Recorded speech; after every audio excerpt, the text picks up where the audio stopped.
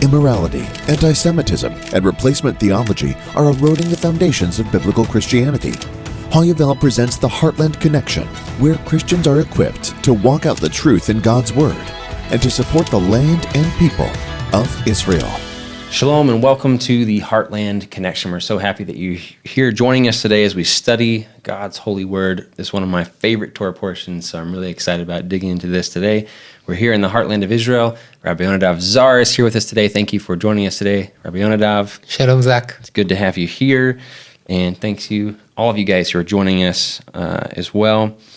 This week's Torah portion is Lecha, which means there's kind of an interesting word there. It means like go for yourself, I think is how it's translated here.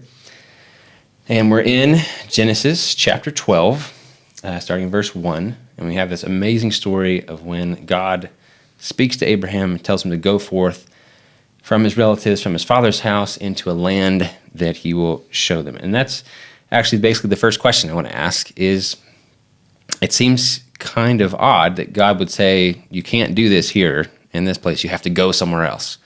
So why was it that Avram needed to leave his relatives and go to a different place? And it doesn't even say to the land of Israel, it just says to a place that I will show you. Why was it necessary for Avram to leave his father's house?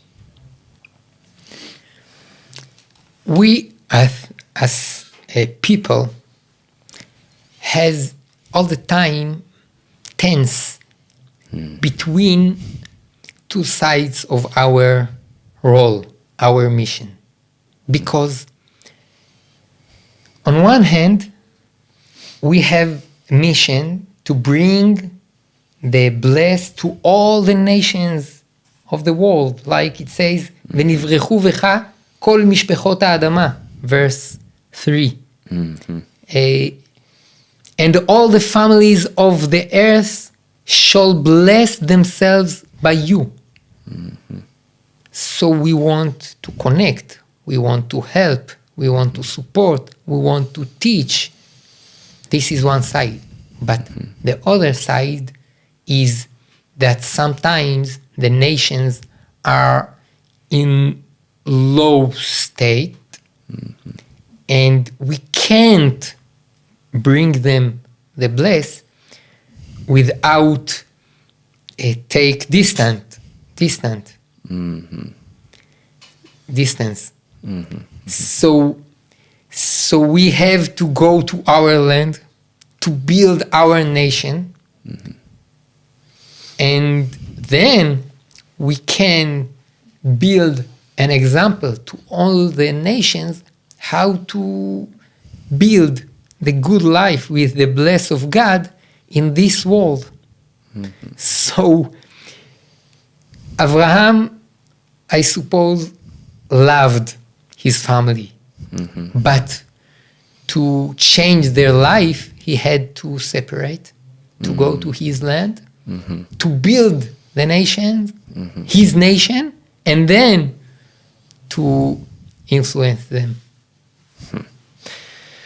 Wow, so the actual geographical location was necessary as like kind of the home base, the place where the people could grow and learn and thrive, and then enable them to be a light to the nations, like we read later on in the prophets. And I think that's really important because a lot of, especially within Christianity, we tend to spiritualize everything and like, the literal land of Israel doesn't really matter because God made the whole world and God made every land, and so it says He's chosen, but it's all very spiritual, and they try to disconnect it from the literal thing that God said. I think it's really important that you read right here in the Scripture. It's very clear that God says this is important. It's like the first thing. Here His Abram, the man who God calls to bring salvation into the world, to bring redemption to the world, that like the first thing He tells him, go to this land that I'm going to show you, which we know became the land of Israel. So I think it's really important, especially for Christians, to realize this was literal. It was a specific place that God chose to be the theater, the launch pad for salvation and redemption to go out into the world. And so I think it's really important for, and I'm speaking to all those, us out there and me, even being here in the land of Israel, still learning and processing. Okay, what does it mean that God chose a literal land? It's not just spiritual up in heaven somewhere. It's actually, literal land right here in the land of Israel. So I think it's a very, very, very important point. And then the next thing that God tells him, which is, I assume, is probably a similar answer, but he says that he's going to make them into a great nation. So I guess the question is why was Abraham becoming a great nation part of the plan? Okay. The land is like the laboratory of the world. And if Abraham is righteous, and even his son, Yitzchak, and Yaakov, it's not enough. Because to find few righteous people that will worship God in the right way, it's easy. Every nation can find few righteous people that will worship God in the right way. It's not enough. We want to bring the blessed to all the nations. So we have in our laboratory, we have to build a nation with all the levels, all the population of nation that will worship God in the right way and can show the precise example to the nations how to be a nation that can worship God. That's really good. So basically, you're saying God could have called Abraham, and then individuals all throughout the world could have said, "Oh, I want to be like Abraham. I'll choose this way inside of their nation." But in order for the whole nations to be changed, then Israel had to become a nation, and then influence the other nations, so that the whole world could be not just little pieces here and there, but the entire world could receive this tradition. Wow, that's so huge, and I think so important as we study the scriptures. And again, speaking to the Christians out there, who when we study the scripture, we really need to understand this. I like to call it the God's master plan of salvation for the world. If we look and see, okay, what is God's will? How does He? What is His plan? I can come up with some plans, whatever, but they're most likely not going to work out. Theologians and all these guys and throughout history have come up with all kinds of great ideas. But if we actually get back to what God says is the plan, we will actually be much more successful if we join Him in His plan. And so God chose Abraham. He chose the land of Israel. And if we can just get that and then jump on that plan and be part of it, I think we'll be much more successful in bringing redemption to the world. And that's what I feel being here in the land of Israel and seeing, the vineyards being replanted and the Jewish people returning back to the land and building settlements, building houses and apartment buildings and all these things. It's like, wow, this is actually happening right now. And I can actually join in. I can be part of this. I can support this because it's God's plan. And we see it right here in the scriptures. And this leads us into the next thing that he says here, because he says that all the families of the earth will be blessed through that. And I can testify for me, being a person from Tennessee, and then coming here to the land of Israel. I'm one of those. I'm one of those families of the earth who has been blessed by Israel in so many ways. And to see exactly what God's plan of redemption, as it's written right here, coming to pass in today's time is just amazing. Like, was this 4,000 years ago that this was written, and it's actually happening right now. It's amazing to see it taking place. But maybe you can share this a little bit more, Rabbi Yonadav. What exactly does it mean, this last part, that all the families of the earth has it translated to here? All the families of the earth shall bless themselves by you. What exactly is that blessing that's being received in the nations? What is the bless that we all want to accept? We as in human creatures, we composed from body and soul. And we know that the body can give us happiness and joyful. Mm-hmm.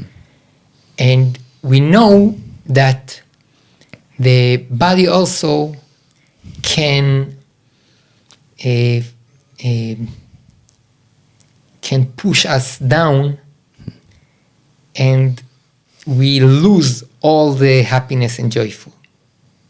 So we have to find the way to connect the body and the soul, so the soul will give us the meaning, the significance of the life, and the body will join the happiness with it.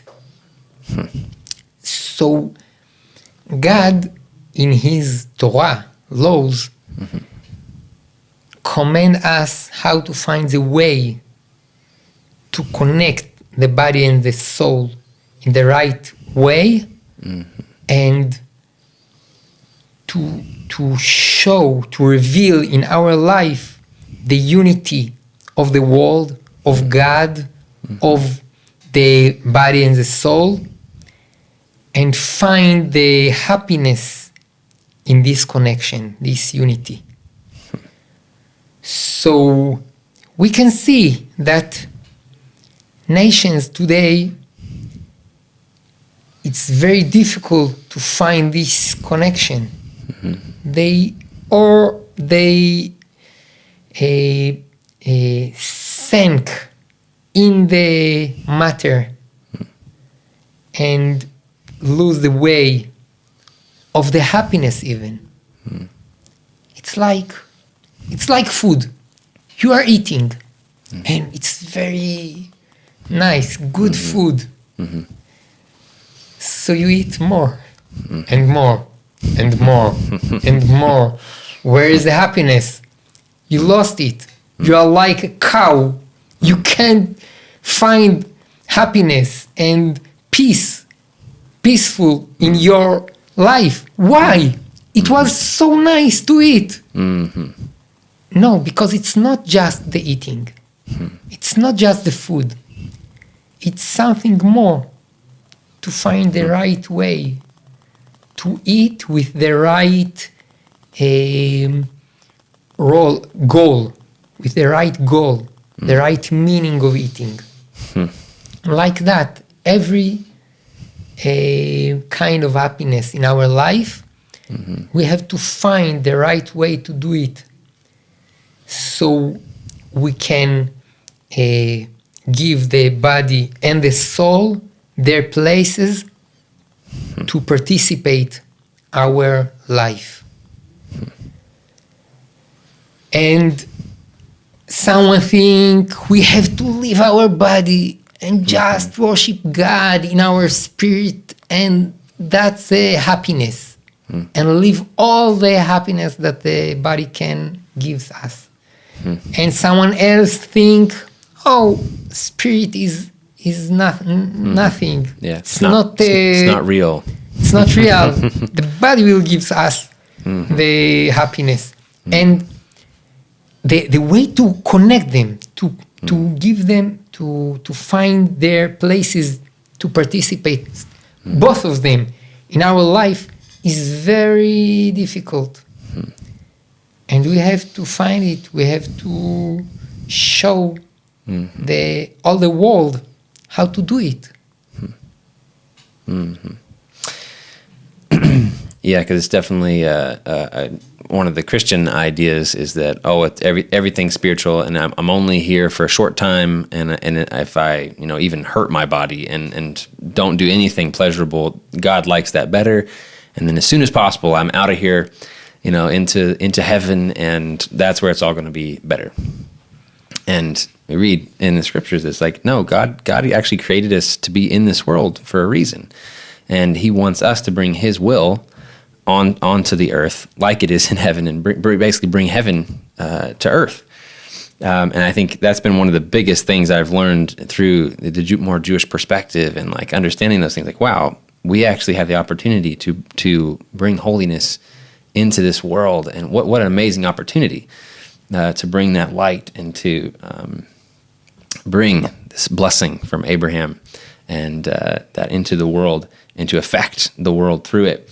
Is really amazing thing, and definitely something that we're learning, and a big reason why I'm really excited about doing these studies and studying the Torah with you and hearing those insights, because it's like these are the little pieces that we slowly learn in order to gain that understanding of what it means to live and join that soul and spirit together, and actually be able to live a fulfilled, happy, peaceful life in this world.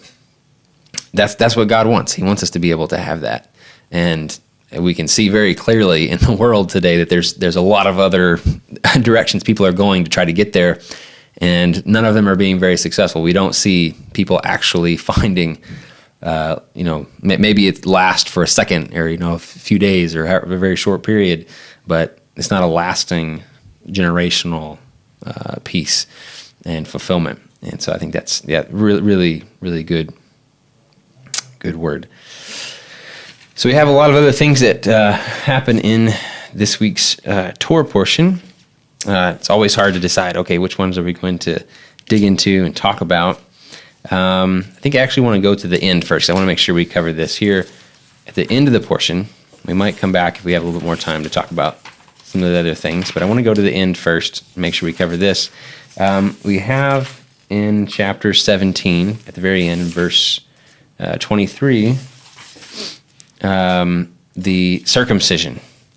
And I know it can be hard to understand, okay, what is the significance of a circumcision? And we're talking about the big vision, these things, but then there are like practical things that God commands the children of Israel to do to set them apart that aren't so easy. Circumcising a child almost seems cruel or could seem like a bad thing. So can you explain a little bit about what's the importance of this, and what can we understand about why God is commanding this circumcision to be done for the Jewish people? Like in every law, we have some levels of reasoning. The first one is the law of God. We have to do it because God command, and we are His slaves. We are doing what God says. He knows. This is the first. We can trust Him. Yes. Yes. The second is like sign in our bodies. The sign of our King. This is a sign. Maybe we can add a third level of the more specific reasoning of this law. We circumcise the most powerful part of our body that gives us the most powerful happiness. And not only great happiness, but great happiness in unite with one another people.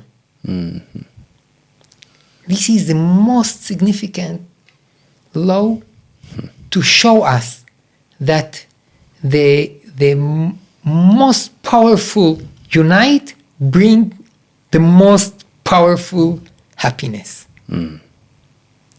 So this is the ideal situation.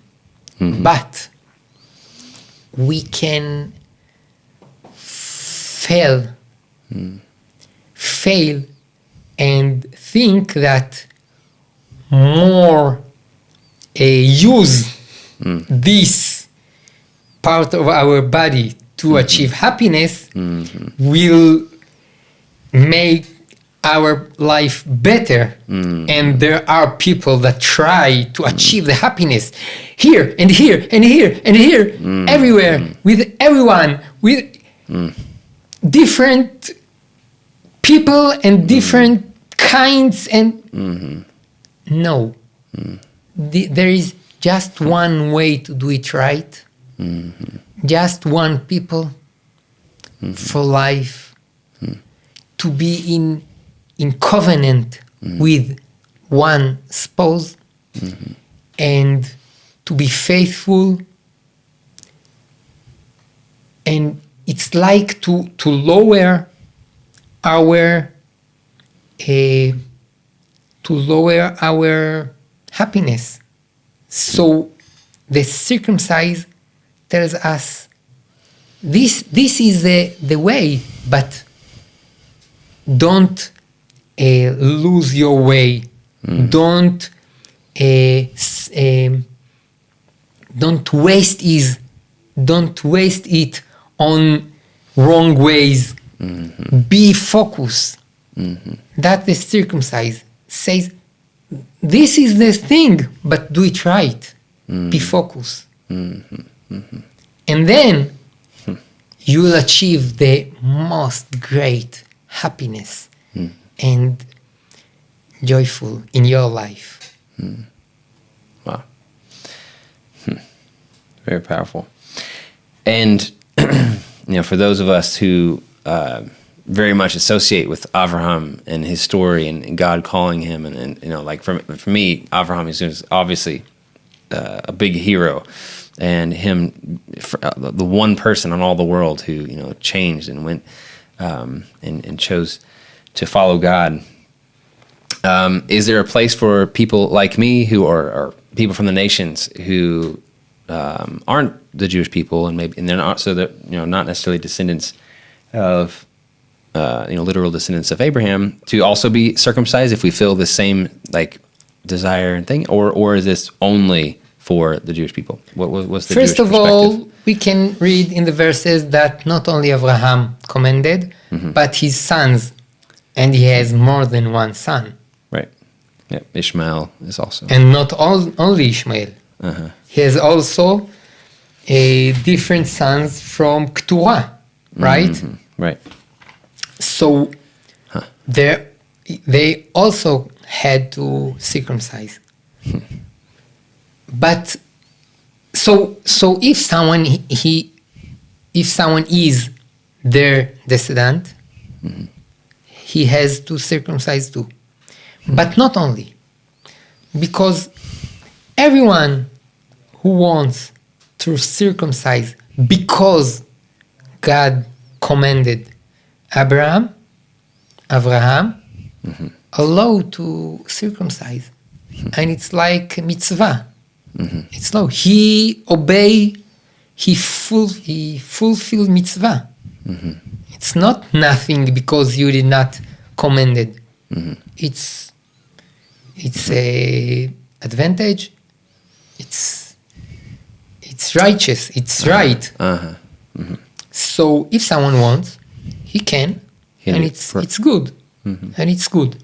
Of course, he did not commanded. He can do it or cannot do it. It's not change.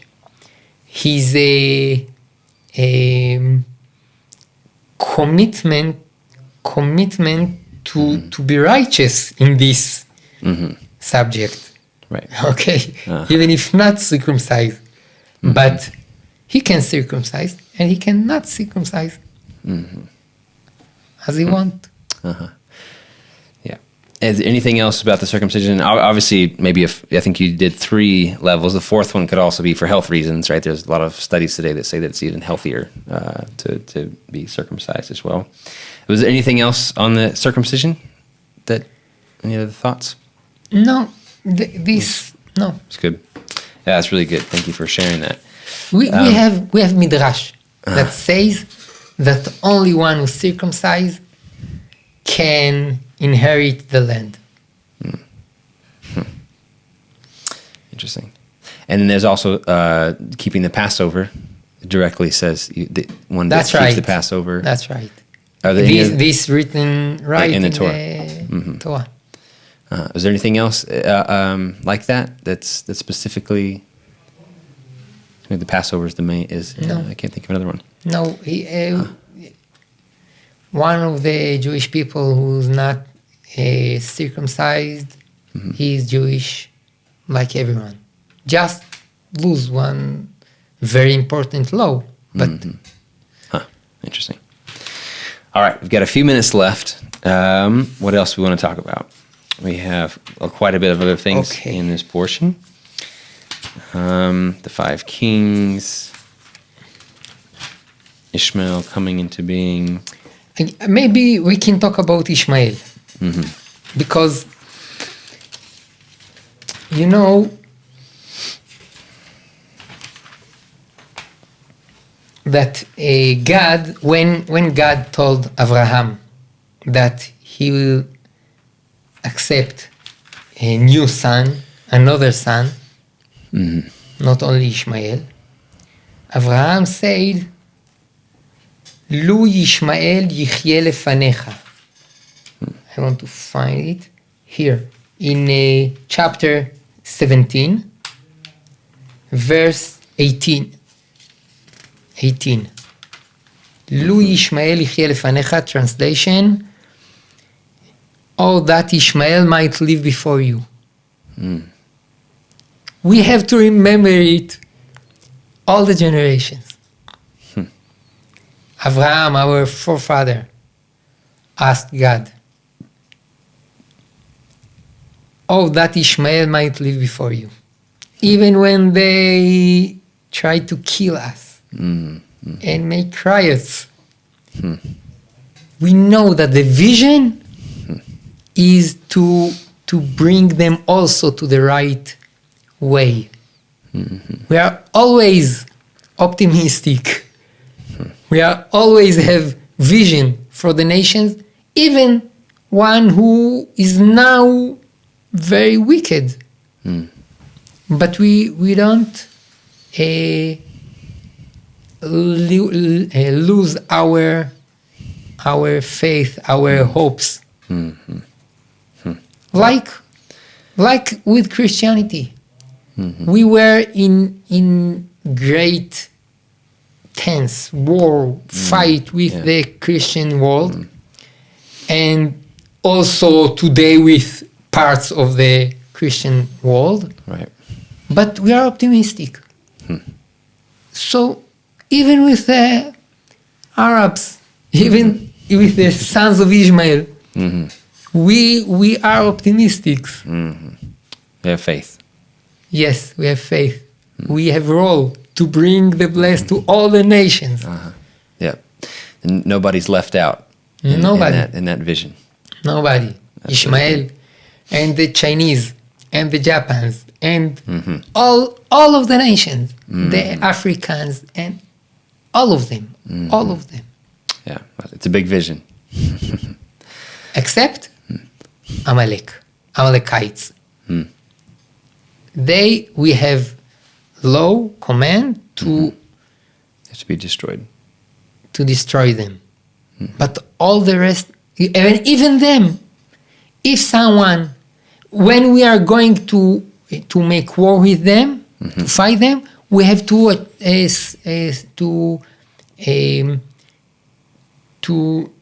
ask them to make peace before the war. And if someone says, I left the Amalekite people, I want to be another one, okay, he is okay. And even if he want to convert to Judaism, he can. It's just the nation that want to keep the bad idea of destroying Israel, we have to destroy. So we want, my Rabbi says, a lot of nations think that they are the chosen people. What our way to define who is the chosen people? One who takes responsible to bring the blessed to all the nations. Wow. Everyone can be chosen if he wants to bring the blessed to all the nations. Not to be above them, not to rule, not to control, no, to bring the blessed to all the nations. Wow. It's so powerful. It's an honor for me to be joined in and be part of that kind of vision. And I hope all of you guys who are listening are also inspired to be like, wow, this is a vision that the whole world, Lord willing, is going to be part of one day. We're going to see it happen. Wow, so amazing. Thank you so much, Rabbi Yonadav, for studying with us today and for teaching us from the Torah. It's always good to study together. And it looks like we've run out of time now, but thank you guys for joining us today in our study of the scriptures in this week's Torah portion. If you have any feedback, please send me an email, zach@hayuvel.com. Would love to hear from you guys. And if you're enjoying what you're hearing and seeing on these studies, please share this with your friends and family. We want this to get out. If we're gonna get this message to all the nations, we need to share it and spread it around as far as we can. So help us get these teachings out so that more people can study together with us and learn here from the heartland of Israel. Thank you guys so much for joining us, and Shabbat Shalom from the beautiful, exceedingly good land of Israel.